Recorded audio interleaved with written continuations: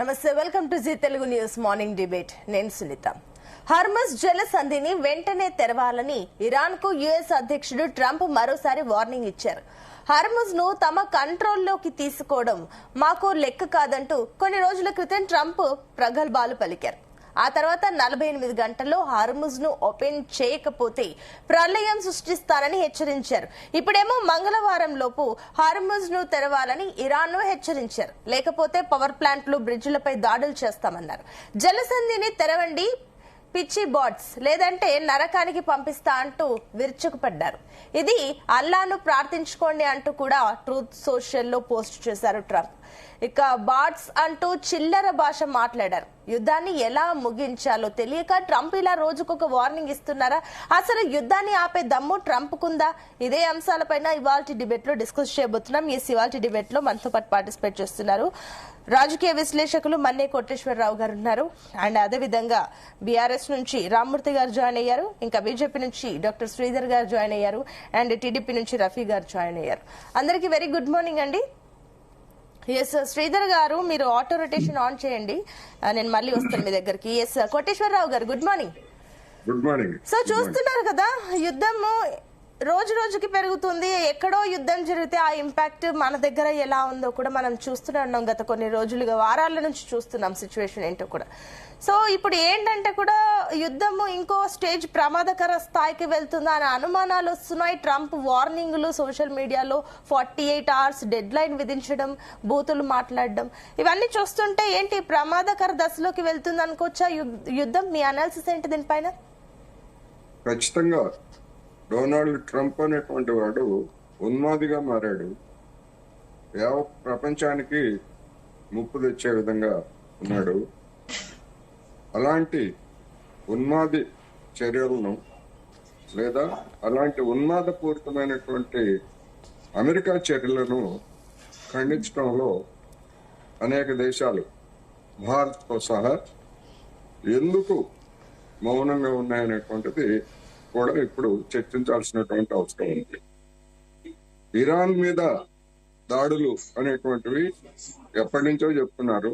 సరే, ఇప్పుడు ఇంకా హార్ముజ్ జలసంధిని తెరవకపోతే మీరే చెప్పినట్టుగా ఆ జలసంధితో మాకు అవసరం లేదు, ఇరాన్ ఆయిల్తో మాకు అవసరం లేదు, ఎవరికి కావాలంటే వాళ్ళు మాట్లాడుకొని నౌకల్ని తెచ్చుకోండి, ఇట్లాంటి పిచ్చి పిచ్చి మాటలన్నీ మాట్లాడినటువంటి ట్రంప్ ఇప్పుడు మళ్ళా ఎందుకు ఈ విధమైనటువంటి ప్రకటనలు చేస్తున్నాడంటే దిక్కు దోచడం లేదు.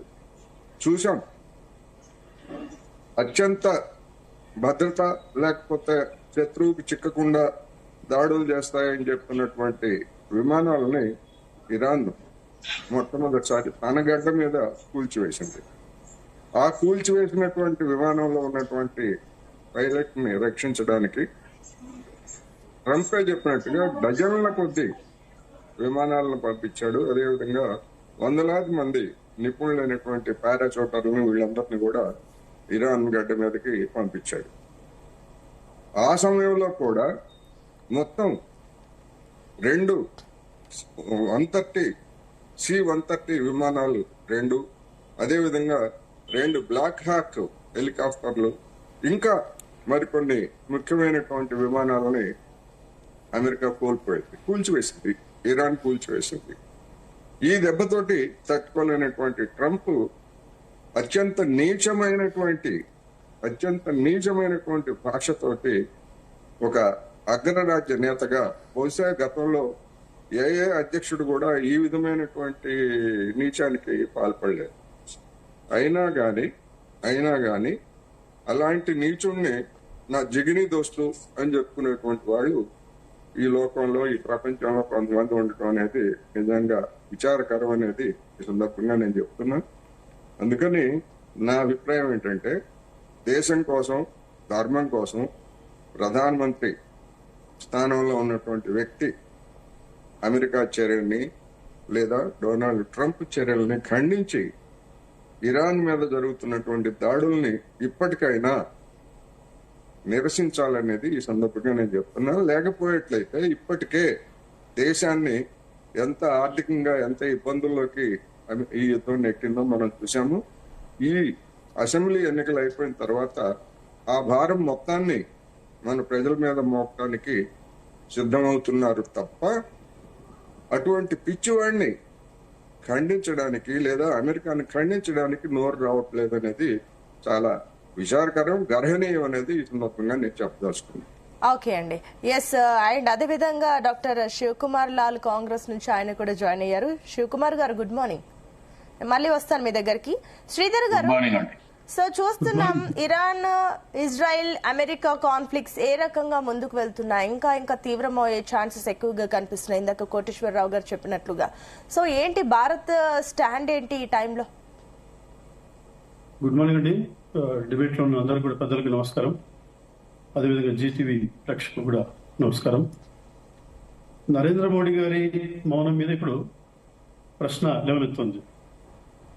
ఆ యుద్ధానికి కానీ, ఆ యుద్ధం మన వల్ల మన దేశం కారణంగానో లేకపోతే నరేంద్ర మోడీ గారి కారణం వల్ల యుద్ధం మొదలైనటువంటి యుద్ధం కాదు. వాళ్ళకి మధ్యలో వచ్చినటువంటి రకరకాల కారణాలు ఉన్నాయి. వాళ్ళకు అమెరికాకు ఉన్నటువంటి అత్యాశ కావచ్చు, సమరంలో కావాలి, లేకపోతే తేజాసుకోవచ్చు.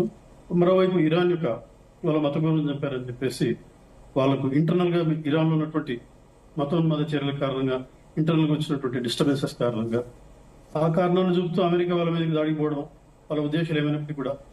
సరే, ఇక్కడ నరేంద్ర మోడీ గారి గురించి, భారతదేశం యొక్క స్టాండ్ గురించి ఇక్కడ ప్రస్తావన జరుగుతోంది. నరేంద్ర మోడీ గారు మాట్లాడాలని కోరుకుంటున్నారు చాలా మంది. అయితే ఇక్కడ నరేంద్ర మోడీ గారి మౌనం దౌత్యపరమైనటువంటి, వ్యూహాత్మకమైనటువంటి మౌనం.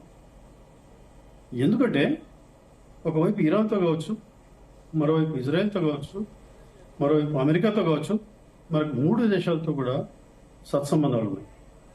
వ్యాపారపరంగా, దౌత్యపరంగా, వ్యాపారపరంగా సత్సంబంధాలు ఉన్నాయి. ఇరాన్తో మనము నరేంద్ర మోడీ గారు ప్రధానమంత్రి అయిన తర్వాత 2016లో దాదాపు 43,000 కోట్ల బకాయిలు ఉన్నటువంటి దాన్ని తీర్చేటువంటి క్రమంలో మొదలుపెట్టి 2021లో తీర్చడం జరిగింది.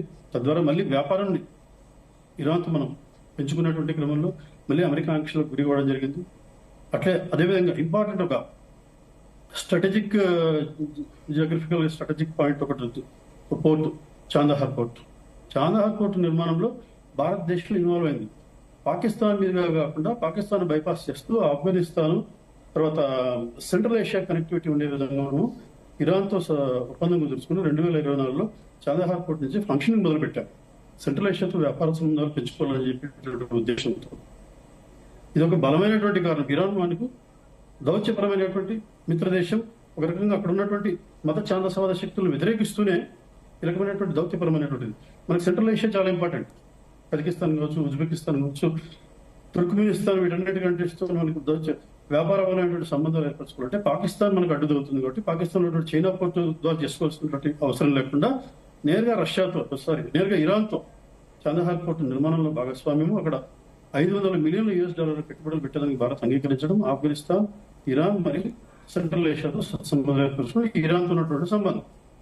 మరోవైపు అమెరికాతో చూసుకున్నట్టయితే అమెరికా ప్రపంచంలోనే అతిపెద్ద వ్యాపార లావాదేవీలు జరిగేటువంటి దేశం. దాదాపు $200 బిలియన్ లావాదేవీలు వాళ్ళకు జరుగుతాయి. అదొక రకం. ఇజ్రాయెల్తో చూసుకుంటే ఇజ్రాయెల్తో మనకు నాలెడ్జ్ ఎక్స్చేంజ్ కావచ్చు, అగ్రికల్చర్ లో కావచ్చు, డిఫెన్స్ లో కావచ్చు, నాలెడ్జ్ ఎక్స్చేంజ్ కావచ్చు, వ్యాపార సంబంధాలు ఇజ్రాయెల్తో కూడా బలంగా ఉన్నాయి. ఈ రకమైనటువంటి సందర్భంలో మనకి ఏ రకమైనటువంటి సంబంధం లేనటువంటి యుద్ధంలో అఫ్ కోర్స్ మనం సఫర్ అవుతున్నాం, డెఫినెట్ గా సఫర్ అవుతున్నాం. We are dependent on Hormuz canal ద్వారా వచ్చేటువంటి సౌదీ, ఖతర్ నుంచి వచ్చేటువంటి ఎల్పీజీని అక్కడ డెఫిసిట్ మనకు స్పష్టంగా దేశంలో కనిపిస్తుంది. ముఖ్యంగా కమర్షియల్ ఎల్పీజీ. అంటే శ్రీధర్ గారు, ఇందాక మీరు స్టార్టింగ్ లోనే ఒక మాట అన్నారు, మోదీ మౌనం గురించి మీరు మాట్లాడారు. కాబట్టి నేను అడుగుతున్నాను, అంటే ట్రంప్ తీసుకుంటున్న ఈ స్టాండ్ కి బీజేపీ సపోర్ట్ చేస్తుందా? ట్రంప్ తీసుకునే స్టాండ్ కి భారతీయ జనతా పార్టీ మన సపోర్ట్ చేయడం స్పష్టంగా సపోర్ట్. భారతదేశం శాంతిని కోరుకునేటువంటి దేశం. ట్రంప్ మాట్లాడేటువంటి మాటలకు కానీ, ట్రంప్ తీసుకునేటువంటి చర్యలకు కానీ వీటి భారతదేశం సంబంధం లేదు, భారతీయ జనతా పార్టీ సంబంధం లేదు. భారతీయ జనతా పార్టీ కావచ్చు, భారతదేశం శాంతిని, ప్రపంచ శాంతిని కోరుకునేటువంటి దేశం అన్నది. బేసిక్ గా ట్రంప్ ను ఆ రకమైన మాట్లాడమని బీజేపీ చెప్పలేదు కదా, భారతదేశం చెప్పలేదు. క్లారిటీ వచ్చింది నాకు, నేను మళ్ళీ వస్తాను.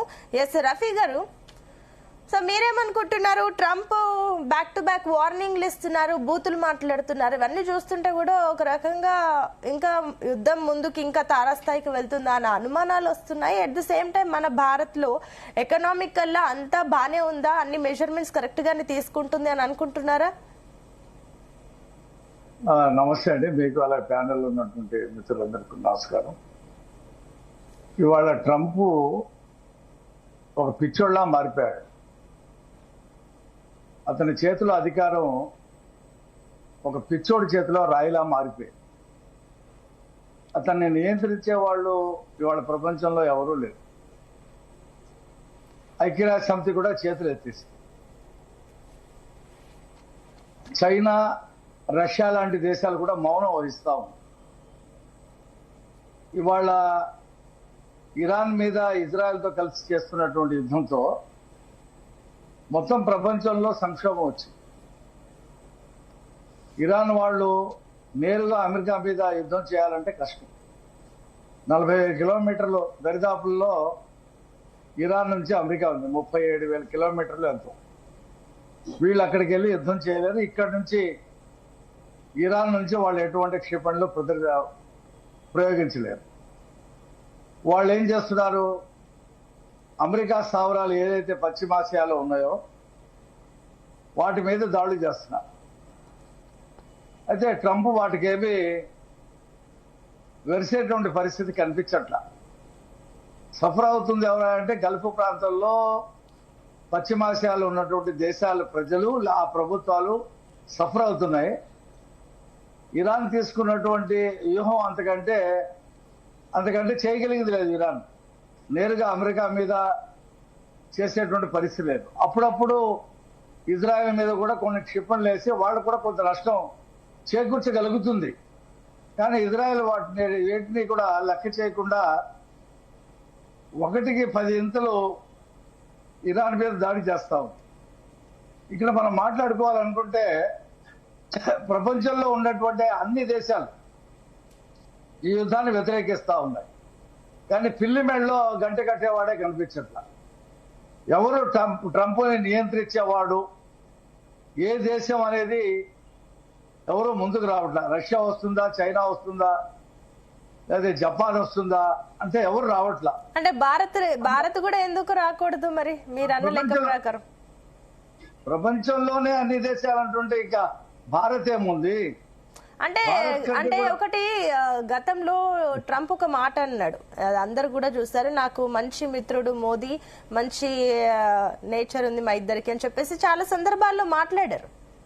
ఈవెన్ ఇద్దరు కలిసి కూర్చొని మాట్లాడుకొని డిన్నర్లు, లంచ్లు చేసిన సందర్భాలు కూడా ఉన్నాయి. కాబట్టి ఎందుకు మాట్లాడకూడదు అన్న క్వశ్చన్స్ కూడా వస్తాయి కదా. ఇప్పుడు ట్రంప్ ఎవరికి మిత్రుడు కాదు, ఎవరికి అతనికి ఏం చేస్తున్నాడో, అతను చేసేటువంటి ఈ కార్యక్రమం అమెరికా ప్రయోజనాల కోసం కూడా కాదు. యావత్ అమెరికా మొత్తం కూడా ట్రంప్ చర్యల్ని వ్యతిరేకిస్తా ఉన్నాయి.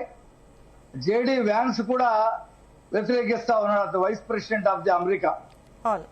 అతన్ని ఎవరు కూడా నియంత్రించే పరిస్థితి లేదు, వాళ్ళ చేతుల అధికారం లేదు. ఒకటి చిన్న ఆశ ఒకటి ఉండింది. ఆ అమెరికాలో ఓటింగ్ జరిగితే 2 సభల్లో కూడా అతనికి కొంచెం మెజార్టీ వచ్చి అతను బయటపడ్డాడు. ఇంకా అతనికి ఉన్నది వచ్చే ఈ సంవత్సరం డిసెంబర్లోనో ఎప్పుడో ఒక రిఫరెండంకి వెళ్ళేటువంటి పరిస్థితి ఉంది. అప్పుడు ఏమైనా మార్పులు ఏం జరుగుతాయేమో చూడాలి. ఇప్పుడైతే అతని అధికారాన్ని ప్రశ్నించే వాళ్ళు ఎవరు లేరు. ఐక్యరాజ్య సమితి ప్రశ్నించాలి ముందు. అసలు ఇండియా ప్రశ్నించడం అనేది కాదు, ఐక్యరాజ్య సమితి ప్రశ్నించాలి.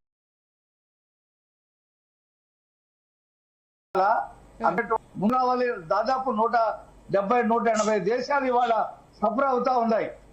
మొత్తం ప్రపంచంలో ఆయిల్ సంక్షోభంతో ఆర్థిక సంక్షోభం, ద్రవ్యోల్బణం పెరిగిపోయింది.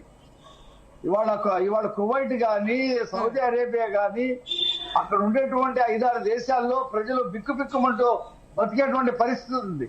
వాళ్ళు కూడా ఏం చేయలేని పరిస్థితి. వాళ్ళేం మాట్లాడుతున్నారు?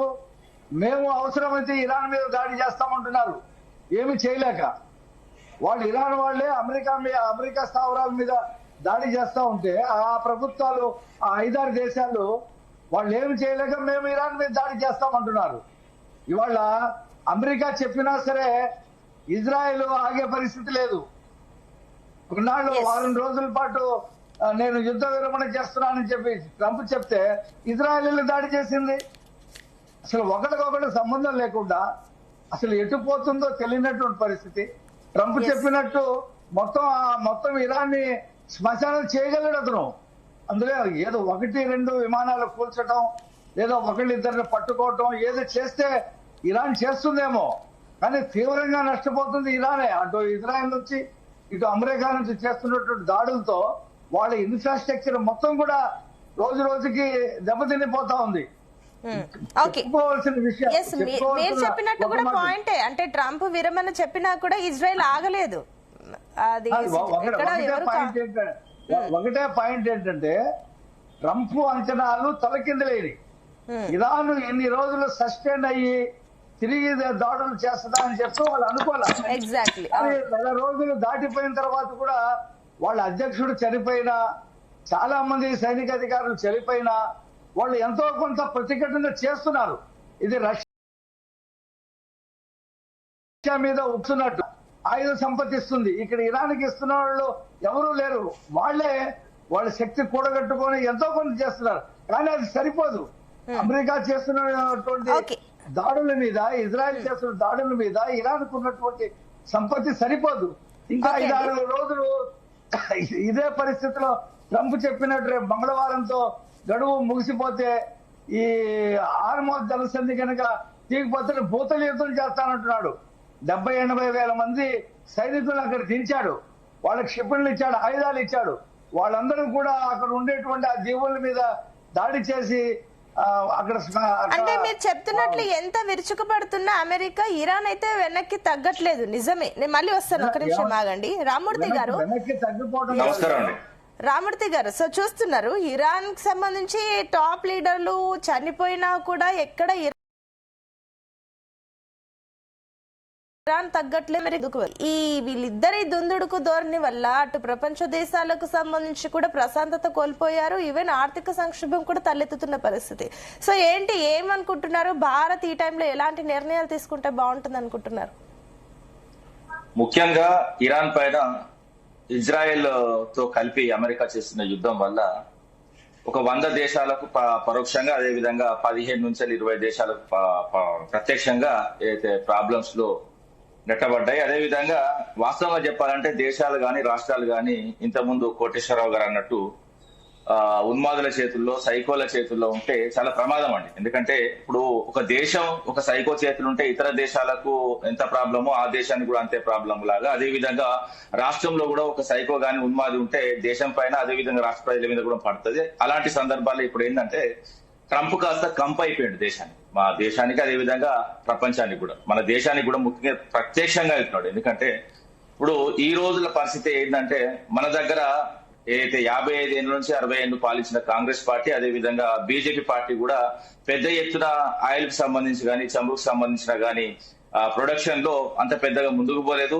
అందువల్ల చాలా పెద్ద ప్రాబ్లమ్స్ ఈ రోజు మనం క్రియేట్ చేస్తున్నాయి. ఎందుకంటే 1991 లో గల్ఫ్ యుద్ధం వచ్చిన తర్వాత దాని నుంచి నేర్చుకోవాల్సిన భారతదేశం అంత పెద్దగా నేర్చుకోలేదు. ఎందుకంటే ఒక వాజ్పేయి తప్ప వాస్తవంగా చెప్పాలంటే ఈ దేశం గురించి అంత ఏదంటే ఆయిల్ ముఖ్యంగా, అంటే ఒక్కొక్క ప్రధాని ఒక్కొక్కలాగా ఆలోచించట్టు. కానీ ఇప్పుడు ఏదైతే యుద్ధాలు వచ్చినప్పుడు ఒకవేళ చమురు నిల్వలు కానీ లేకపోతే గ్యాస్ నిల్వలు కానీ ప్రాబ్లం వస్తే ఓన్లీ ఒక వాజ్పేయి మాత్రమే ఆలోచించండి. ఎందుకంటే 91 లో వచ్చిన గల్ఫ్ యుద్ధం తర్వాత 3-4 ఏళ్ల తర్వాత వచ్చిన ఏదైతే వాజ్పేయి గారు ఒక 3 దిక్కుల స్ట్రాటజిక్ పెట్రోలియం రిజర్వ్స్ పెట్టిండండి.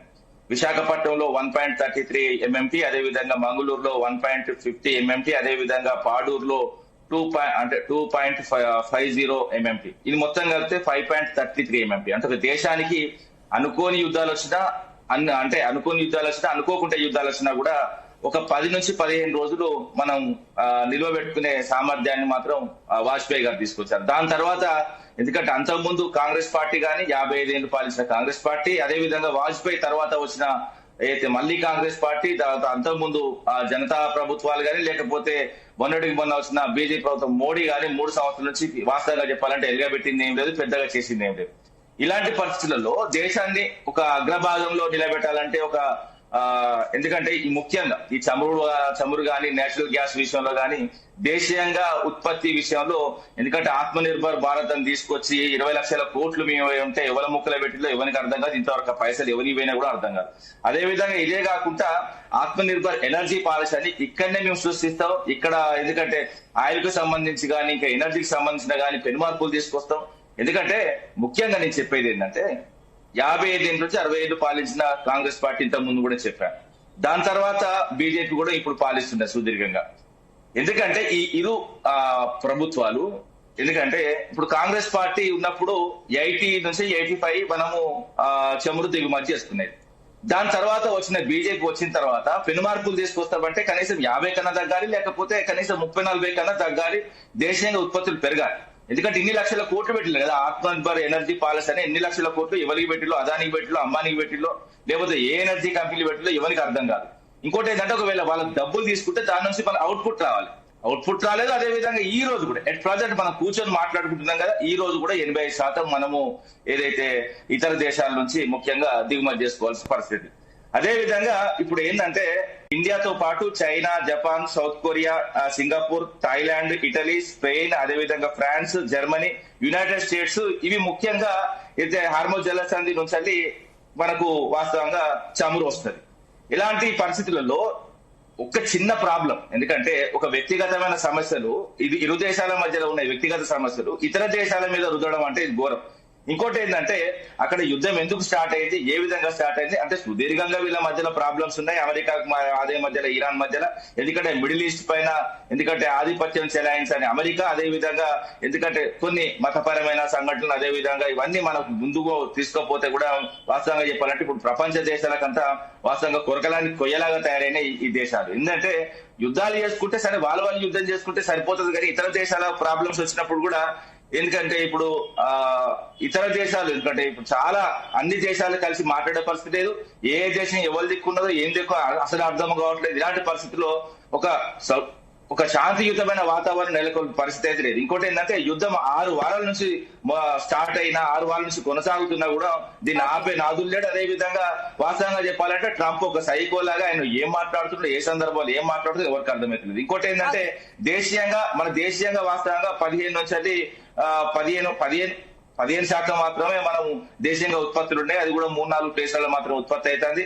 దాని విషయంలో విప్లవాత్మక మార్పులు తీసుకురాని కాంగ్రెస్ పార్టీ, అదేవిధంగా బీజేపీ పార్టీ వల్ల ఈ రోజు పరిస్థితి. ఎందుకంటే ఒక ఆయిల్ రిజర్వ్ సంబంధించిన లాస్ట్ విషయం ఏంటంటే యుద్ధాలు అనుకోని వచ్చినా కూడా ఒక 2 నెలలు 3 నెలలు ఆఖరికి 6-7 నెలలు మనం నిల్వ చేసుకునే సామర్థ్యాన్ని దేశం పెంచుకోవాలి. ఈ ప్రభుత్వాలు, ఎందుకంటే ముఖ్యంగా సెంట్రల్ పార్టీస్, ఈ కాంగ్రెస్ పార్టీ అదేవిధంగా బీజేపీ పార్టీ తప్పిదాలు ఈ రోజు ప్రజలు ఇబ్బంది పడుతున్నారు. ఎందుకంటే ఎప్పుడైనా కూడా ఒక దేశానికి విపత్తులు వచ్చినా, అదేవిధంగా యుద్ధాలు వచ్చినా కూడా తట్టుకొని నిలబడే శక్తి పెంచుకోవాలి. ఎందుకంటే ఇతర దేశాలు ఇప్పుడు దాదాపు 100 దేశాలలో ప్రాబ్లం ఉన్నా కూడా మిగతా 90 దేశాలు తట్టుకొని నిలబడుతున్నాయి. ఎందుకంటే వాళ్ళు ఆయిల్ సంబంధించి స్టోరేజ్ ఏర్పాటు చేస్తున్నారు. ఎందుకంటే స్టోరేజ్ కూడా 3 ఏళ్ల నుంచి 4 ఏళ్ల వరకు పెట్టుకోవచ్చు అండి.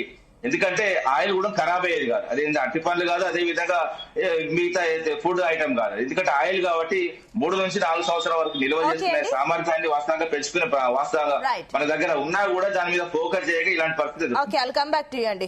శివకుమార్ గారు, సో ఏంటి ఏమనుకుంటున్నారు? కేంద్రం ఈ విషయంలో సైలెంట్ గా ఉందా, లేదంటే ఇంకేమైనా ప్రత్యామ్నాయ చర్యలు తీసుకుంటుంది అనుకుంటున్నారు? ఎందుకంటే ట్రంప్ మాటలు చేష్టలు చూస్తుంటే కూడా కాస్త యుద్ధం ఇంకా నెక్స్ట్ స్టేజ్ కు వెళ్తుందా అన్న అనుమానాలు వస్తున్నాయి కాబట్టి ఏమనుకుంటున్నారు? ముందుగా జీ తెలుగు ప్రేక్షకులకు, మీకు ప్యానల్ ఉన్న వారికి నమస్కారం. నమస్తే. ఈ రోజు ఏదైతే దేశం కోసం ధర్మం కోసం అనే రకంగా ఏదైతే పార్టీ ఒక 3 టర్మ్స్ అంటే ఆల్రెడీ 12 సంవత్సరాలు ఈరోజు భారతదేశం వెళ్తున్న ప్రధానమంత్రి నరేంద్ర మోదీ ఓపెన్ గా ఎవరైతే ట్రంప్ అనే ఆయనకి బాగా మంచి మిత్రుడు, మేము ఎప్పుడంటే అప్పుడు మాట్లాడుకుంటాము, లేకపోతే ఏం చెప్పినా వింటాము అనే వ్యక్తి ఈరోజు మన భారతదేశానికి కూడా ఆయన ఏం చేయలేని పరిస్థితిలో ఉన్నాడు అనేది నేను కాంగ్రెస్ పార్టీ తరఫున చెప్తున్నాను. ఎందుకంటే రష్యాతోని మనకున్న గతంలో ఉన్న ఒప్పందాలు కూడా మీరు చేయొద్దు అంటే నరేంద్ర మోదీ ట్రంప్ మాటలు విని మధ్యన గ్యాప్ ఇవ్వడం జరిగింది. మళ్ళీ అదే ట్రంప్ మీరు అక్కడికి మళ్ళీ మీరు ఏదైతే లావాదేవీలు చేసుకోవచ్చు అంటే మళ్ళీ చేసుకుంటానడం. అంటే ఈ రోజు ట్రంప్ ఏం చెప్తే అది వింటున్న నరేంద్ర మోదీ గారు ఎందుకు ఈ రోజు జరిగే దాని మీద మాట్లాడుతుంది. ఇజ్రాయెల్ కి ఉద్యమం స్టార్ట్ అయ్యే ముందు ఇజ్రాయెల్ కి ఎందుకు వయసు వచ్చిండు? ఈరోజు మొత్తానికి ట్రంప్ కు ఎందుకు ఆయన అది చెప్పలేకపోతున్నాడు? నో డౌట్ మిగతా దేశాలు ఇంటలేవు వాళ్ళు చేస్తారు. నువ్వు ఒక మిత్రుడివి కదా, మిత్రుడిని చెప్తే వినకపోవడం ఏంటి? ఆమె వచ్చే దోస్తే అన్నాడు. ఇప్పుడు ఇదే నరేంద్ర మోదీ మనకు భారతదేశం ఏమన్నాడు, కాంగ్రెస్ పార్టీ గతంలో ఏం చేయలేదు, మాకు ఒక అవకాశం ఏంటి, మేము మార్చి చూపిస్తాం, చేసి చూపిస్తాం అనే రకంగా మాట్లాడింది. అచ్చేదీన్ ఆయింగి అన్నాడు. ఈరోజు అచ్చేదీని విడిచిపెట్టి సచ్చేదీన్ వస్తుందని గతంలో కూడా మన ఎలక్షన్ ముందు చెప్పడం జరిగింది. ఈ రోజు నిజంగా కూడా ఈ ఆయిల్ గురించి కానీ మిగతా గ్యాస్ విషయంలో కానీ మొత్తానికి ఈ రోజు ప్రజలు కానీ చిరు వ్యాపారులు కానీ అందరూ కూడా ఇబ్బంది పరంగా జరగడం జరుగుతుంది. మోర్ ఎవర్ ఏదైతే ఇరాన్ ఈ రోజు ఇప్పటికి కూడా టిట్ టాట్ లాగానే ఈ రోజు యుఎస్ కి ఇచ్చేస్తుంది. ఆల్రెడీ 2 ఫ్లైట్స్ కూడా కొలగొట్టిందనే చకలాలని కూడా వాళ్ళు వీడియో తీసి చూపడం జరిగింది. ఈ రోజు అమెరికాలో ఆ పరిసరాల ప్రాంతానికి ఇరాన్ కి దగ్గర ఉన్న వాళ్ళ దగ్గర ఏదైతే ఈ ఫైటింగ్ కి సంబంధించిన సామగ్రి అంతా అయిపోయింది. ఖచ్చితంగా వాళ్ళు టార్గెట్ చేసే మిజైల్స్ లాంటి అవి పంపించడానికి కూడా వాళ్ళు ప్లాన్ చేస్తుంటే ఈరోజు అమెరికా ఏ స్థాయికి వచ్చింది అనేది ఒకసారి ఆలోచించాలి. ఈ రోజు ఇరాన్ కూడా ఎక్కడ కూడా తగ్గడం లేదు. ఖచ్చితంగా మీరు ఇది మేము ఖచ్చితంగా మీరు చేసేదానికి ప్రతిచర్య కంపల్సరీ చేస్తామనే రకంగా వాళ్ళు కూడా ఉన్నారు.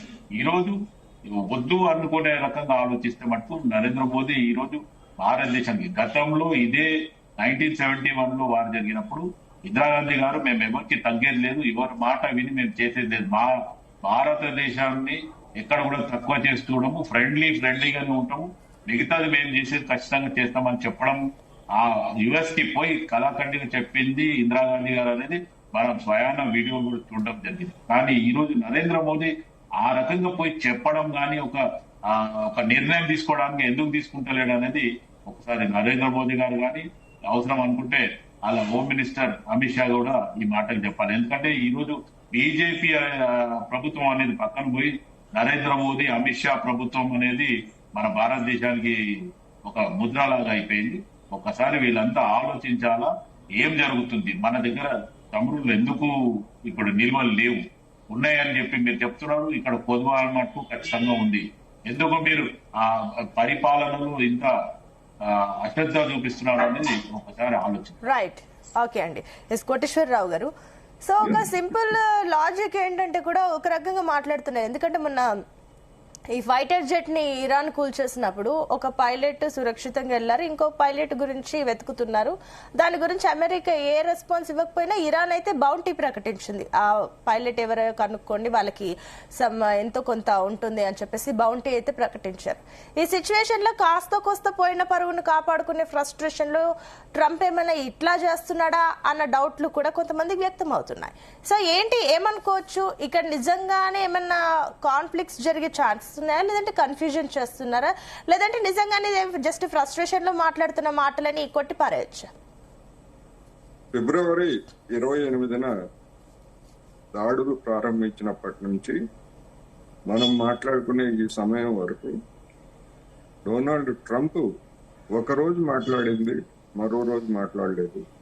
1 గంట క్రితం చెప్పింది, మరో గంట తర్వాత చెప్పలేదు. ఎందుకు అంటే అదేదో సినిమా ఉంది కదా, పండుగాడి దెబ్బ అన్నట్టుగా ఇరాన్ దెబ్బతోటి డొనాల్డ్ ట్రంప్ అనేటువంటి పండుకి మైండ్ బ్లాంక్ అయిపోయింది. అందుకని ఏం చేస్తున్నాడో తెలియట్లేదు. ఇక్కడ అది ఆ యుద్ధాన్ని ఎట్లా ముగిస్తారు, ఏమిటి, ఇరాన్ ఇంకా ఎంత నాశనం చేస్తారు, లేకపోతే ట్రంప్ లేదా అమెరికా ఇంకా ఎన్ని అవమానాలు పాలవుతుంది, ఈ చివరికి ఏమవుతుంది అనేటువంటి పక్కన పెట్టేట్లయితే ఇక్కడ ప్రధానంగా మన శ్రీధర్ గారు చెప్పినట్టు 3 దేశాలు మనకి ఇతర దేశాలే కనుక మనం దేశ ప్రయోజనాల కోసం మౌనంగా ఉన్నాము అనేటువంటిది ఆయన చెప్పిన మాటలు సాధించాం. అంటే దేశ ప్రయోజనాల కోసం నరేంద్ర మోడీ గారు ప్రయత్నిస్తున్నారు అని చెప్పారు. మరి ఇదే ప్రాతిపదిక అయితే వాజ్పేయి గారు దేశ ప్రయోజనాలకు విరుద్ధంగా వ్యవహరించారు, అంటే దేశ ప్రయోజనాలకి ద్రోహం చేశారని చెప్పాల్సి వస్తుంది. ఎందుకని? ఇరాక్ మీద దాడి చేసినప్పుడు, ఇరాక్ మీద ఇదే అమెరికా దాడి చేసినప్పుడు ప్రధానమంత్రిగా ఉన్నటువంటి వాజ్పేయి గారు పార్లమెంట్ లో ఉన్నటువంటి అన్ని పార్టీలను సంప్రదించి ఇరాక్ మీద చేసినటువంటి దాడిని పార్లమెంటు తీర్మానంలో ఖండించారనేటువంటి చరిత్రని మరి బీజేపీ పెద్దలు మర్చిపోయారా, లేకపోతే ఆనాడు ఆయన ద్రోహం చేశాడా, లేకపోతే ఈయన మేలు చేస్తున్నాడా అనేటువంటిది వాళ్ళే చెప్పుకోవాలి, దేశానికి సంజాయిషి ఇచ్చుకోవాలి. రెండోది, 3 మిత్రపక్షాలే అని చెప్పేసి చెప్పు, మనం తటస్థంగా ఉన్నామా? తటస్థంగా లేము. ఐక్యరాజ్య సమితిలో ఒక తీర్మానం వచ్చింది. ఏమిటది? గల్ఫ్ దేశాల మీద ఇరాన్ దాడులు చేయడాన్ని ఖండిస్తూ ఒక తీర్మానం పెడితే దాన్ని మనం సమర్థించాం. రష్యా, చైనా ఓటింగ్కి దూరంగా ఉన్నాయి, మనం సమర్థించాం. మరి మనం తటస్థంగా ఉన్నట్టు మనం ఎట్లా చెప్పుకుంటాం? ప్రపంచ రాజకీయాల్లో కావచ్చు, లేదా దేశంలో ఉన్నటువంటి రాజకీయాల్లో కావచ్చు. అందులోనే తటస్థత అనేటువంటిది ఎవరికి తటస్థత? అమెరికాకు అనుకూలంగా తటస్థత, లేదా ఇజ్రాయెల్కి అనుగుణంగా తటస్థత. ఈ తటస్థతతోటి పోనీ మనం ఏమన్నా సాధించామా? ఏం సాధించలేదు. అందుకని ఈ తటస్థత అనేటువంటిది ఒక ముసుగు. ఈ తటస్థత కరెక్ట్ అయితే మరి వాజ్పేయి చేసినటువంటిది ఏంటి? దేశానికి ద్రోహమా? దేశ ప్రయోజనాలకు విరుద్ధమా? చెప్పమనండి ఎవరినైనా. అందుకని ఆ పేరుతోటి అమెరికాకి దాసోహం అనటం తప్ప మరొకటి కాదు. రెండోది, చైనా ఏం చేసింది, రష్యా ఏం చేసింది అని చెప్పేసి కొంతమంది పెద్దలు కాదులే, మీడియాలో కూడా చర్చ జరుగుతుందని, హార్ముజ్ జలసంధిని తెరిపించడానికి అవసరమైతే బలప్రయోగం చేయాలనేటువంటి తీర్మానం తాజాగా ఐక్యరాజ్య సమితి ముందుకు వచ్చింది. ఇది కుదరదు, ఇలాంటి పిచ్చి పనికి మేము అంగీకరించామని చెప్పేసి చైనా వాళ్ళు అడ్డు దిగిలారు. మీరు వాళ్ళేం చేయలేదు, వీళ్ళేం చేయలేదు. అసలు గల్ఫ్ దేశాల మీద దాడులు చేస్తా ఉంటే ఆ దేశాలే మేము వాళ్ళేమి చేయకుండా అమెరికాకి బాబు నువ్వు తొందరగా ముగించరా నాయన, మేము చచ్చిపోతున్నాం అని చెప్పేసి వాళ్ళు బతలాడు. మరి ఇరాన్ కి మద్దతుగా చైనా మరి ఆ తీర్మానాన్ని అడ్డుకుందా లేదా? లేటెస్ట్ గా ఇవాళ పేపర్లు చూడండి, తెలుస్తుంది చైనా ఏం చేస్తుంది. రెండోది, ఇవాళ పత్రికల్లోనే వచ్చింది, చైనాలో ఉన్నటువంటి కంపెనీలు ఓపెన్ సోర్స్ లేదా క్లౌడ్ సోర్స్ నుంచి అమెరికా, ఇజ్రాయెల్ విమానాలు, లేకపోతే వాళ్ళ ఓడలు, లేకపోతే వాళ్ళ సైనికుల కదలికలన్నింటినీ కూడా ఇరాన్కి అందిస్తూ ఉంది. ఎందుకు అందిస్తూ ఉంది? ప్రత్యక్షంగా దాడుల్లో పాల్గొంటామని ఎక్కడన్నా చెప్పిందా? అసలు ఖండించడానికే మనకు నోటు రాలేదే. మరి వాళ్ళు చేస్తున్నటువంటి సాయం, ఇరాన్ మీద ఆంక్షలను ఉల్లంఘించి ఎప్పుడైనా చైనా చమురు కొనుగోలు ఆపేసిందా? మన 56 అంగుళాలు 2019 నుంచి మొత్తం చమురు కొనుగోలు ఆపేశారు కదా. మళ్ళా ఇప్పుడు మీరు ఇరాన్ నుంచి కొనుక్కోవచ్చు, రష్యా నుంచి కొనుక్కోవచ్చు అంటే ఎగబడుతున్నాం. ఎవరు దేశ పరువు తీస్తున్నారండి? అంటే ట్రంప్ కొరడా జడిపిస్తే మౌనంగా కూర్చుంటాం, లేదు కొనుక్కోండి అని చెప్పేసి అంటే వాడు ఎవడండి? వాడు ట్రంప్ వాడేమన్నా మనకి యజమానే? రష్యా నుంచి ఆయిల్ కొనుక్కోమంటాడు, నువ్వు ఇరాన్ నుంచి ఆయిల్ కొనుక్కోమంటాడు, మన వాళ్ళు ఎగబడతారు. విచిత్రం ఏంటంటే ట్రంప్ ఏ నిర్ణయం తీసుకున్నా అక్కడ సొంత ప్రజలే రియాక్ట్ అవుతున్నారు. మనం ఎంత పెద్దగా నిరసనలు చేస్తామో మనము చూస్తాం. నేను చెప్పేది అదే, వాడి సొంత ప్రజలే వ్యతిరేకిస్తా ఉంటే ప్రపంచంలో ఉన్నటువంటి మరి 145 కోట్ల జనాభా మేము విశ్వగురువుగా, ప్రపంచానికి విశ్వగురువుగా దేశాన్ని మార్చాలనుకుంటున్నటువంటి వాళ్ళు మాట్లాడకపోతే ఏమిటి? మనం భారతదేశం ఇవాళ బ్రిక్స్ దేశాలకి అధ్యక్ష స్థానంలో ఉన్నాం. నరేంద్ర మోడీ గారు లేకపోతే బీజేపీ నాయకుడుగా ఆయన ఏం ఇంతవరకు బీజేపీ ఖండించలేదు. ఇరాన్ మీద జరుగుతున్నటువంటి దాడుల్ని ఎక్కడ ఖండించలేదు. మిగిలినటువంటి పార్టీలన్నీ కూడా ఖండించాయి. బీజేపీ కావచ్చు, లేకపోతే మన రఫీ గారి తెలుగుదేశం కావచ్చు, వీళ్ళు ఎవరు ఖండించలేదు ఇంతవరకు. ఎందుకంటే ధైర్యం లేదు. ట్రంప్ ఏం చెప్తాడు, ఎక్కడ కొరడా పెట్టి చూస్తాడు. మనం బ్రిక్స్ దేశాల యొక్క అధ్యక్ష స్థానంలో ఉన్నాం. మనం గత ఏడాది బ్రిక్స్ అధ్యక్ష స్థానంలో బ్రెజిల్ ఉంటే, గత ఏడాది ఇరాన్ మీద జరిపినటువంటి దాడిని వెంటనే అధ్యక్ష స్థానం ఖండించింది. మనం ఇప్పుడు అధ్యక్ష స్థానానికి వచ్చిన తర్వాత మనకి 10 రోజులు 15 రోజులు పట్టింది ఖండించడానికి. అది కూడా ఏది, మన నావల్ని, మన ఎల్పిజిని, లేకపోతే మన చమురుని ఇవన్నీ మంట పెట్టిన తర్వాత మనకి కింద కాలి అప్పుడు ఇరాన్ తోటి దౌత్యం మాట్లాడి బాబుకి మీరు ఖండిస్తాంరా మేమని చెప్పేసి ఆ తర్వాత ఖండించారు. ఆ ఖండించిన తర్వాతనే హార్ముజ్ జలసంధి నుంచి భారతదేశానికి వచ్చేటువంటి నౌకల్ని ఇరాన్ ఎలో చేసింది. ఇన్ని అంశాలు ఉంటే మౌనం, దౌత్యం, దేశ ప్రయోజనాల కోసం ఇవాళ యుద్ధానికి ముందు మనం కొనుగోలు చేసినటువంటి చమురు బ్యారెల్ $70 ఉంటే ఇవాళ $120 ఉంది. ఇదే యుద్ధం కనుక కొన్ని రోజులు కొనసాగితే ఎన్ని రోజులు ఎట్లా పడుతుంది అనేటువంటిది ఒక అంశం అయితే, తిరిగి సాధారణ సరఫరా పునరుద్ధరణ కావాలంటే కొంతమంది అంచనా ప్రకారం కనీసం 6 నెలలు పడుతుంది. అదేవిధంగా ఖతార్ నుంచి ఎల్ఎన్జీ లేకపోతే ఇతరత్ర మన ఎరువులకు అవసరమైనటువంటి దాన్ని ఫ్యాక్టరీలు అక్కడ ధ్వంసమని వాటిని వాళ్ళు మరమ్మతు చేసుకోవాలంటే 5 ఏళ్లు పడుతుందని చెప్తున్నారు. ఈ లెక్కన రాబోయేటువంటి రోజుల్లో చమురు ధరలు ఇట్లాగే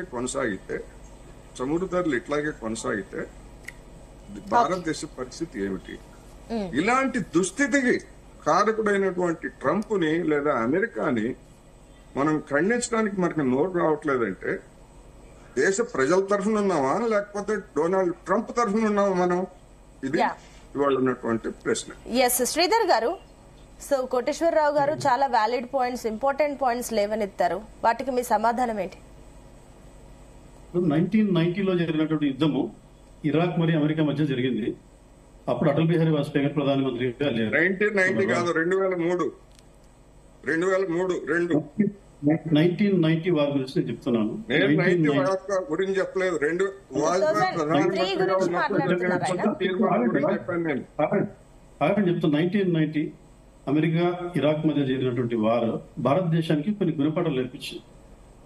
వాళ్ళు గొడవపడ్డం కారణంగా భారతదేశంలో ఆ రోజు ఎక్కడికక్కడి వాహనాలు మొత్తం నిలబడిపోయి మన రిజర్వ్స్ కేవలం 3 రోజులకు సరిపోయేంత రిజర్వ్స్ ఉండేవి భారతదేశంలో. 3 రోజులకు లారీలు, బస్సులు ఎక్కడెక్కడ డ్రైవర్స్ అక్కడే దూర ప్రాంతాలకు వెళ్ళినటువంటి డ్రైవర్స్ అక్కడే ఆగిపోయి రోడ్ల పైన అక్కడే స్నానాలు, అక్కడే భోజనాలు, అక్కడే జీవితం. ఆ రకమైనటువంటి పరిస్థితి చూసిన తర్వాత అప్పటికి కూడా కాంగ్రెస్ పార్టీకి జ్ఞానోదయం కాలేదు. 1998లో వాజ్పేయి గారు ప్రధానమంత్రి అయిన తర్వాత వాజ్పేయి గారు ఈ పరిస్థితులను గుర్తించి ఇండియాలో ఆయిల్ రిజర్వ్స్ ఉండాలని చెప్పేసి ఇందాక మిత్రులు టీఆర్ఎస్ వాళ్ళు చెప్పినట్టుగా వైజాగ్ కావచ్చు, మ్యాంగ్లూర్ కావచ్చు, కొడార్ కావచ్చు, వీటిల్లో 5.53 మిలియన్ మెట్రిక్ టన్ కెపాసిటీ ఉన్నటువంటి రిజర్వ్స్ పట్టుకోవడం జరిగింది. మనం అవి ఒక 10-15 రోజులకు సరిపోయేటట్టు భారతదేశానికి ఏదైనా ఆపద వస్తాయని చెప్పేసి ఇట్లా ఒక ప్రోగ్రెసివ్ థింకింగ్ ఉన్నటువంటి వ్యక్తి వాజ్పేయి గారిని పట్టుకుని మనం వాజ్పేయి గారు దేశద్రోహ లేకపోతే నరేంద్ర మోడీ గారు దేశద్రోహ, ఎవరు దేశభక్తులు అనేటువంటి డిస్కషన్ పెట్టండి. ఆ గుణపాఠాలు నేర్చుకున్నటువంటి కారణంగా 2003లో ఆ రకమైన నిర్ణయాలు తీసుకుంటారు. ఈ దేశాల పట్ల మనం డిపెండ్ అయినాం, క్రూడ్ ఆయిల్ కోసం, ఎల్పీజీ కోసం డిపెండ్ అయినాం. అప్పుడున్నటువంటి పరిస్థితులు ఆ విధంగా ఉన్నాయి. అప్పుడున్నటువంటి మన వ్యాపార సంబంధాలు ఆ రకమైనటువంటి పరిస్థితుల కారణంగా ఆ రోజు అటల్ బిహారీ వాజ్పేయి గారు తీసుకున్నటువంటి నిర్ణయం. మరోవైపు నరేంద్ర మోడీ గారు, అటల్ బిహారీ వాజ్పేయి గారు దేశభక్తుడే, నరేంద్ర మోడీ గారు దేశభక్తుడే. ఎందుకు చెప్తున్నానంటే ఆధారాలతో పాటు చెప్తున్నారు. నరేంద్ర మోడీ గారు ప్రధానమంత్రి అయ్యి మోడీ ఏం చేయలేదు, మోడీ కనీసం దాన్ని ఎక్స్టెండ్ కూడా చేయలేదు. ఆగాలి కదా, ఆగితే కదా.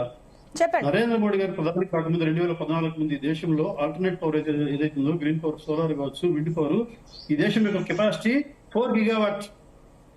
ఈ రోజు భారతదేశం యొక్క కెపాసిటీ 184 గిగావాట్. భారతదేశంలో ప్రజలందరినీ కూడా రిక్వెస్ట్ చేయడం జరుగుతుంది, సబ్సిడీలు ఇవ్వడం జరుగుతుంది. అయ్యా సోలార్స్ పెట్టుకోండి, ఇంటి పైన సోలార్ పెట్టుకోండి, మీ ఇండస్ట్రీస్ కి సోలార్ పెట్టుకోండి. సబ్సిడైజ్డ్ సోలార్ పవర్ ఇస్తున్నారు, సబ్సిడైజ్డ్ సోలార్ ప్రాజెక్ట్స్ ప్రపోజ్ చేస్తున్నారు. పెట్టుకోవాలి, మనం ముందుకెళ్ళి అందుకోవాలి. మన ఇళ్లలో పెట్టుకోవాలి, మన పరిశ్రమలో పెట్టుకోవాలి, మన హాస్పిటల్లో, మన స్కూల్లో సోలార్ పెట్టుకోవాలి.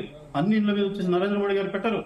సబ్సిడీ ఇస్తారు. శ్రీధర్ గారు అంటే సోలార్ ఒకటి పెట్టమని చెప్తుండ్రు, అది ఎవరిది? ఒక నిమిషం మళ్ళీ ఎవరికి సపోర్ట్ చేస్తున్నారు? శివకుమార్ గారు ఒక నిమిషం శివకుమార్ గారు సోలార్ పెట్టుకోమని చెప్పి నరేంద్ర మోదీ చెప్పిండని చెప్తుండ్రు. ఆ సోలార్ ఎవరిది?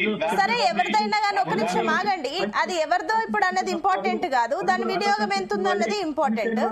శ్రీధర్ గారు నా పాయింట్ ఒకటే, మీరు చెప్తున్న లెక్క ప్రకారం చూసినా కూడా మన దగ్గర క్రూడ్ ఆయిల్ నిల్వలు సమర్థవంతంగా ఉన్నాయి, కరెంట్ కి సంబంధించి సోలార్ ప్యానెల్స్ వీటి గురించి మీరు చెప్తున్నారు. ఓకే సరే, కానీ ఇది 100% మొత్తంగా అమలులోకి రాలేదు. ఎంతో కొంత అది మీరు చెప్పింది ఒక 10%. ఒక నిమిషం ఆగండి రామూర్తి గారు. ఒక 10% వరకు సీరియస్నెస్ ని సివియారిటీని తగ్గించే ఛాన్స్ ఉంది. ఈ 90% జనాలందరూ కూడా ఈ పెట్రోల్ డీజిల్ వంట గ్యాస్ ఈ జస్ట్ ఒక హార్మస్ జలసంధి కొన్ని రోజులు ఇంపాక్ట్, అది మన భారతదేశంలో ఎంత ఇంపాక్ట్ చూపించిందో దాని తర్వాత ఒక 2 వారాల తర్వాత మోదీ మాట్లాడిన తర్వాత ఎలా సద్దుమణిగిందో మీరు చూసారు.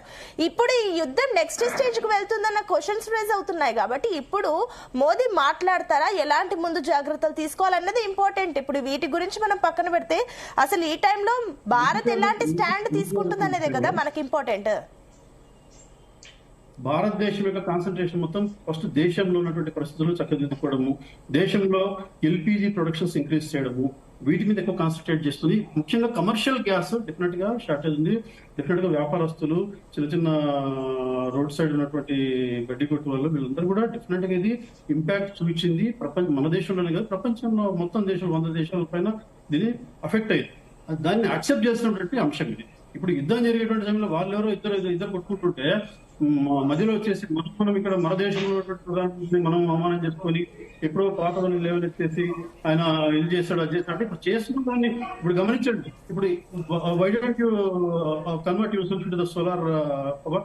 ఇప్పుడు మీకు ఒక ప్రాజెక్ట్, చిన్న హాస్పిటల్, ఒక స్కూల్, లేకపోతే ఇండస్ట్రీ ఉంటుంది, ఎందుకు సోలార్ ప్యానల్స్ పెట్టుకోలేరు? విదిన్ 15 to 20 days లో సోలార్ ప్యానల్ వచ్చేస్తాయి, పవర్ మీరు జనరేట్ చేయొచ్చు. ఇది ప్రతి ఒక్కరు భారతీయుల యొక్క బాధ్యత. ఇది క్రైసిస్.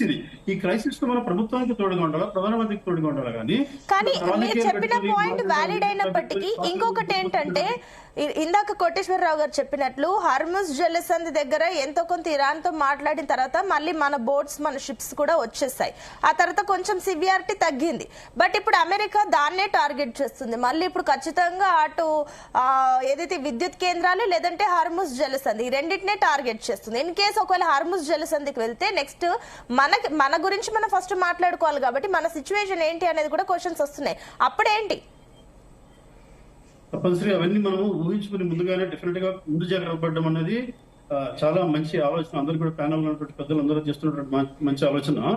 దాని తగ్గట్టుగానే దౌత్యపరమైనటువంటి డిస్కషన్స్ ఏవైతే ఉంటాయో, దౌత్యపరమైనటువంటి ఆల్టర్నేటివ్ మెథడ్స్ ఏవైతే ఉంటాయో, ఒకవేళ నిజంగా హార్మోజ్ జలసంధి మనకి 90% అక్కడి నుంచి వస్తుంది. మనం 60% ఇంపోర్ట్స్ చేసుకుంటే అందులో 90% హార్మోజ్ జలసంధి అంటే మనకు వస్తుంది. ఆ రకమైనటువంటి పరిస్థితులు వచ్చినప్పుడు దానికి కావాల్సినటువంటి ఆల్టర్నేట్ ఏ కంట్రీస్ నుంచి మనం చమురు తెచ్చుకోవాలి, ఏ కంట్రీస్ నుంచి మనం ఎల్పిజి తెచ్చుకోవాలి, చమురు తెచ్చుకొని చమురులో రిఫైనరీ చేసుకునే క్రమంలో ఎల్పిజిని ప్రొడ్యూస్ చేసుకుంటామా, వీటన్నిటిపైన ప్రభుత్వం 24/7 దీనిపైన కష్టపడుతుంది, దీనిపైన కాన్సన్ట్రేట్ చేస్తుంది. ప్రజలకు ఏ రకమైన ఇబ్బంది కలగకుండా ఉండాలని చెప్పేసి ఇన్ని రోజుల పాటు యుద్ధం జరిగినా కూడా, దాదాపు 40 రోజుల పాటు యుద్ధం జరిగినప్పటికీ కూడా భారతదేశం ఇంకా కాస్త స్థిరంగా ఉంది అంటే మళ్ళీ వస్తాను. రైట్, రఫీ గారు మీ ఫైనల్ కామెంట్స్ చెప్పండి. మేడం, ఇక్కడ మనం మాట్లాడుకోవాల్సిన అంశం ఏంటంటే, అందరూ ఒప్పుకుంటున్న అంశం అమెరికా అధ్యక్షుడు డొనాల్డ్ ట్రంప్ ఒక పిచ్చివాడని, ఒక సైకో అని మన అందరూ కూడా ఏకగ్రీవంగా ఒప్పుకుంటున్నాం. వాడి చేతిలో మిషన్ గన్ను, ఒక పిచ్చివాడి చేతిలో. ఆ మిషన్ గన్ను ఆడి చేతిలో ఉన్నప్పుడు మనం ఆడ ఎదురెళ్ళి ఆయన్ని ఖండిస్తే మన మీద తెలుస్తాడు. ఇది వాళ్ళ ప్రపంచంలో ఉన్నటువంటి పరిస్థితి. మన వెనిజులాలో చూసాం ఆ అధ్యక్షుడిని ఎలా తీసుకెళ్ళాడు. కాబట్టి అమెరికా ప్రజలు వ్యతిరేకిస్తున్నారు అతన్ని, ప్రపంచంలో ఉండేటువంటి అన్ని దేశాలు వ్యతిరేకిస్తా ఉన్నాయి. కానీ మనం మౌనంగా ఉండటం అనేది ఒక పెద్ద నేరం అని, బాహటంగా అతన్ని ఖండించాలని కోరుకోవటం అంటే పిచ్చోడి ముందు వెళ్ళి నుంచోటమే, వాడి చేతిలో ఉన్నటువంటి మిషన్ గన్ ముందు నుంచోటమే. ఏ రకంగా ఆ పిచ్చివాడికి కనిపించకుండా మనం వ్యూహాత్మకంగా మన దేశ ప్రయోజనాల్ని కాపాడుకోవాలా, మన దేశానికి రావాల్సినటువంటి రఫీ గారు అంటే శ్రీధర్ గారు కానీ మీరు రఫీ గారు మీరిద్దరు కలిసి మీరు మాట్లాడేది నేను ఒప్పుకుంటా. ఇటు మీ ఆంధ్రప్రదేశ్ మీ టర్న్ వస్తుంది. ఒక నిమిషం శివకుమార్ గారు, శివకుమార్ గారు ఒక నిమిషం ఆగండి. శివకుమార్ గారు ఒక నిమిషం ఆగండి, సమయం తక్కువ ఉంది. ఎస్ రఫీ గారు మీ పాయింట్ చెప్పండి. ఏమండి, ఇవాళ ట్రంప్ అనేటువంటి ఒక పిచ్చోడు ముందు ప్రపంచమే మౌనంగా ఉంది. అమెరికా ప్రజలే అతన్ని వ్యతిరేకిస్తా ఉన్నారు. ఎవరు కూడా అతని ముందు నిలబడే పరిస్థితి లేదు. మన దేశ ప్రయోజనాలకి మనకి రావాల్సినటువంటి ఆయిల్, క్రూడ్ ఆయిల్ ని ఏ రకంగా తెచ్చుకోవాలని చూడాలి తప్పితే సిద్ధాంతపరంగా మనం ట్రంప్ ని వ్యతిరేకించామా లేదా, వ్యతిరేకిస్తే మన మీదకి వస్తాడు, మనకు రావాల్సింది ఆపేస్తాడు.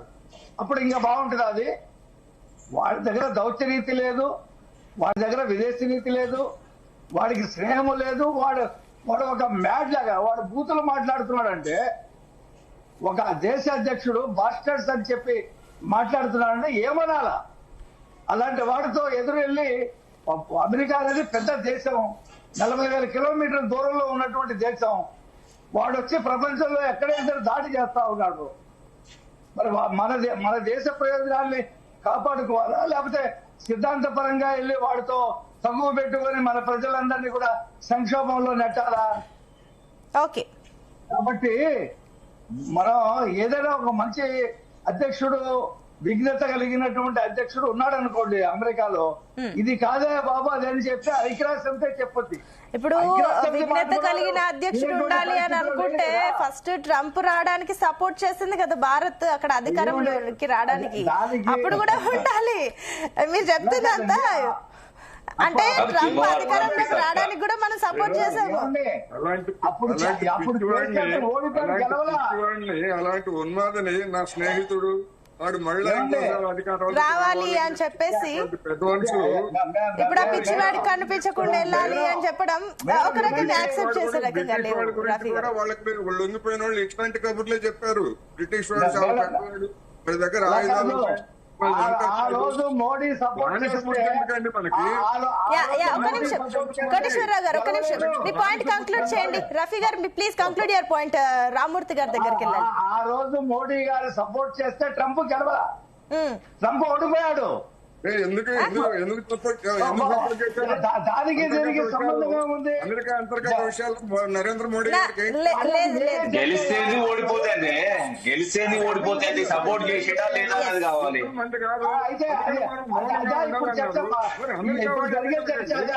అది మన ఎన్నిక కాదు. రఫీ గారు ఇప్పుడు ఆ పాయింట్ చర్చ కాదు, కానీ మీరు చెప్తున్న పాయింట్ కి ఇప్పుడు చర్చ వచ్చింది. ఎందుకంటే కూడా పిచ్చివాడికి కనిపించొద్దు, వాడి మాటలు పట్టించుకోవద్దు అంటే వాడికి ఎవరు సపోర్ట్ చేస్తారు ఫస్ట్ అనేది కూడా వచ్చింది క్వశ్చన్. సరే okay okay let it be, అది వదిలేద్దాం, ఆ పాయింట్ వదిలేద్దాం. సరే రామ్మూర్తి గారు, యా టైం తక్కువ ఉంది. రామ్మూర్తి గారు ప్లీజ్ కంక్లూడ్ యువర్ పాయింట్. లేదండి, ఆ యుద్ధం వల్లనే ఇబ్బంది పడుతున్నాయి. ఇప్పుడు మీ యుద్ధం ఏంటంటే ఒక నిమిషం ఆగండి. నేనేమంటున్నా అంటే ఇప్పుడు హార్మోజ్ నుంచి 130 నుంచి 140 నౌకలు రోజు నడిచేది, ఇప్పుడు మొత్తం నడవకుండా అయింది.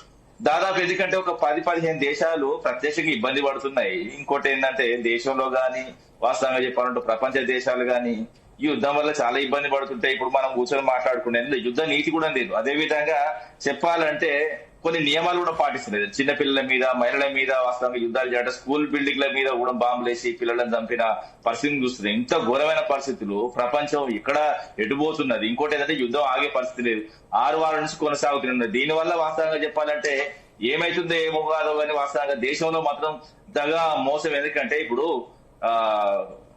ఏదో పెద్ద చేస్తాము మేము 56 ఇంచుల షాతి వాస్తవంగా దేశంలో ఏ కొరత లేకుండా చేస్తామని వచ్చిన బీజేపీ పార్టీ ఈ రోజు ఏం చేస్తున్నారు కూడా చూసుకోవచ్చు. ఎందుకంటే వేల వాస్తవంగా హోటల్స్, స్టార్ హోటల్స్, అదేవిధంగా చిన్న చిన్న హోటల్స్ లక్షల్లో వాస్తవంగా మూతపడ్డాయి. నేను అవసరం అయితే మీకు ఫోటోస్ కూడా పంపిస్తా, ఎక్కడెక్కడ ఏ హోటల్స్ ముంబైలో, హైదరాబాద్ లో చిన్న చిన్న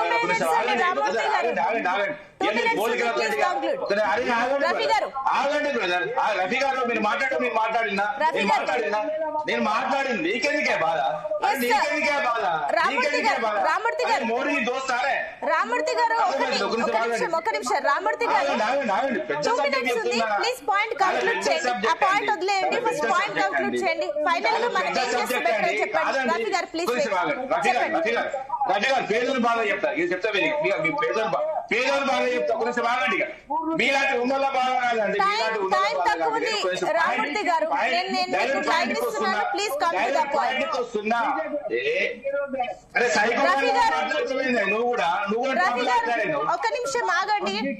ఈ దేశంలో ట్రంప్ లా మాట్లాడుతున్నావు. ఇప్పటి వరకు ప్రశాంతంగా ఉన్నారు, టైం అయిపోయే టైంకి మీరు మాట్లాడుతున్నారు రఫీ గారు. అరే ఆగండి బ్రదర్ ఆగండి. అరే పిక్చర్ గా మాట్లాడకే బాబు, నువ్వే పిక్చర్. రామూర్తి గారు పర్సనల్ గా టైం తక్కువ ఉంది, ప్లీజ్ కంక్లూడ్ యువర్ పాయింట్ అండి. నేను క్లియర్ చెప్తున్నా అండి. వేల హోటల్స్ పిక్చర్ లా మాట్లాడకు రఫీ, కొంచెం ఆగు. వయసులో పెద్దలు ఉన్నారు, ఇద్దరు తీసుకో. నేనేమంటున్నా ఒక నిమిషం ఆగండి. వేల హోటల్స్ మూసేసి లక్షల మంది రోడ్ల మీద పడ్డారు.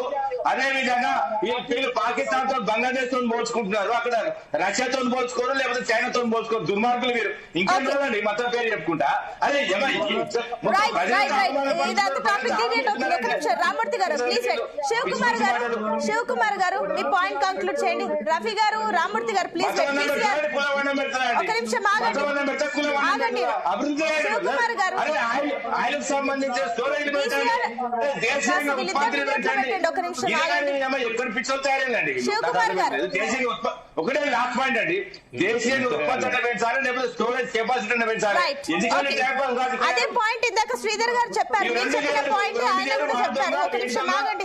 శివ్ కుమార్ గారు అసలు మనోళ్ళు ఏం చేస్తున్నారు? వారి దొంగ వీడి దొంగ తర్వాత ముచ్చట కానీ మన ప్రభుత్వాలు ఏం చేస్తున్నాయి? మీరు అడిగిన వాటికి ఇందాక శ్రీధర్ గారు ఆన్సర్ చేశారు. ఒక నిమిషం ఆగండి. శివ్ కుమార్ గారు మీ పాయింట్ కంక్లూడ్ చేయండి. మీరు మాట్లాడతారే నేను క్లోజ్ చేయను. దేశ ప్రజలు ఆగం చేస్తున్నారు అందరు కలిసి. శివ్ కుమార్ గారు భారత ప్రజాసమితి కదా. శివ్ కుమార్ గారు మీకు నా ఆడియో వినిపిస్తుంది. రామూర్తి గారు ఒక నిమిషం ఆగండి, సమయం అయిపోయింది. ఒక నిమిషం ఆగండి. మీరిద్దరు గొడవ పడ్డానికి నేను లైవ్ లో పిలవలేదు. దయచేసి ఒక నిమిషం ఆగండి. సమయం పాటించాలి. లాస్ట్ మినిట్ లో గొడవ పడతారేంటి నాకు అర్థం కాదు. ఒక నిమిషం ఆగండి. శివ్ కుమార్ గారు మీ పాయింట్ కంక్లూడ్ చేయండి. ఒక నిమిషం ఆగండి. శివ్ కుమార్ గారు అయితే ఇలా ఒకటే శ్వేత గారు, ఇటు బీజేపీ ఎవరైతే ప్రతినిధో లేకపోతే ఇటు పాయింట్ రండి ప్లీజ్ కంక్లూడ్ యువర్ పాయింట్ అండి. అదంతా వదిలేయండి. నేను పాయింట్ కి వస్తున్నాను. చెప్పండి లాస్ట్ ఏం చేయాలి చెప్పండి. ఈ రోజు కూడా నరేంద్ర మోదీ గ్రేట్ అని చెప్పుకోవడానికి వీళ్ళు సమయం చేస్తున్నారు తప్ప ఖచ్చితంగా మనం రేపు ఏ రకంగా మనం ప్రొటెక్ట్ చేయగలము, లేకపోతే ఏ రకంగా మనకు నిల్వలు నిలుపుకోవడం అనేది 12 సంవత్సరాల నుంచి వాళ్ళు చెయ్యలేదు. ఇప్పుడు కూడా వాళ్ళు ఆలోచి పిచ్చోని దగ్గర పోయాడు, పిచ్చోని పట్టుకొని మా దోస్తు మా మిత్రుడు అన్నాడంటే బాయికు బాయి పెంచాను అనే రకంగానే హిందీలో ఒక సామెత ఉంది కదా, బాయికు బాయి పెంచాను అంటే పిచ్చోని గుర్తుపట్టింది కదా. మరి శివ్ కుమార్ గారు, రఫీ గారు, రామూర్తి గారు, శ్రీధర్ గారు అండ్ కోటేశ్వరరావు గారు థ్యాంక్ యూ సో మచ్ అండి డిబేట్ లో పార్టిసిపేట్ చేసిన అందరికీ కూడా. సో మొత్తం మీద ఫస్ట్ అమెరికా 10 రోజుల గడువిచ్చింది, తర్వాత 48 hours డెడ్ లైన్ విధించింది. అయితే విద్యుత్ కేంద్రాలు లేదంటే హార్ముజ్ జలసంధి రెండిట్లో దేన్నో ఒకదాన్ని మేము టార్గెట్ చేస్తాం, లేదంటే చర్చలకు రండి అంటున్నారు. టాప్ లీడర్లను కోల్పోయినా కూడా ఇరాన్ ఎక్కడ కూడా తగ్గని పరిస్థితి. సో ప్రెసెంట్ అయితే హార్ముజ్ జలసంధి నుంచి మన భారత్ కి రావాల్సినవన్నీ అయితే సవ్యంగానే చేరుకుంటున్నాయి. ఎందుకంటే ఆల్రెడీ కాస్త చర్చలు జరిగాయి కాబట్టి అటు భారత్ కి ఇరాన్ కి మధ్య, కాబట్టి మెల్లిమెల్లిగా వచ్చేస్తున్నాయి. కానీ ఇప్పుడు అమెరికా మళ్ళీ వీటిని టార్గెట్ చేస్తే నెక్స్ట్ సిచ్యువేషన్ ఏంటి? ఏదేమైనప్పటికీ ఈ సిచ్యువేషన్స్ ని ఎలా డీల్ చేయాలి? ఒకవేళ యుద్ధం తీవ్రం అయితే గనక ఫస్ట్ భారత్ లో మనం కూడా కృత్రిమ కొరత సృష్టించకుండా, టెన్షన్ అవ్వకుండా, పానిక్ అవ్వకుండా, మొన్న ఏదో చిన్న యుద్ధం జరుగుతుంది అని స్టార్టింగ్ స్టార్టింగ్ లో మాట్లాడినప్పుడే కూడా అటు హార్మస్ జలసంధి క్లోజ్ చేస్తున్నాం అన్నప్పుడే మనం పెట్రోల్ డీజిల్ గ్యాస్ అని ఎంత కొరత ఫేస్ చేశారు, అందరూ కృతమే కొరత ఎక్కువగా క్రియేట్ చేశారు. అవన్నీ క్రియేట్ చేయకుండా జాగ్రత్త పడండి. ఏదేమైనప్పటికీ యుద్ధం ముందుకు వెళ్తుందా, అది ఆగిపోతుందా, చర్చలు చేస్తారా, ఇవన్నీ విషయాలు పక్కన పెట్టినా అట్ ద సేమ్ టైం మనం ముందస్తు జాగ్రత్త ఎలా ఉండాలనేదే జీ తెలుగు న్యూస్ అయితే మిమ్మల్ని రిక్వెస్ట్ చేస్తుంది. That's all for now. Keep watching Zee Telugu news.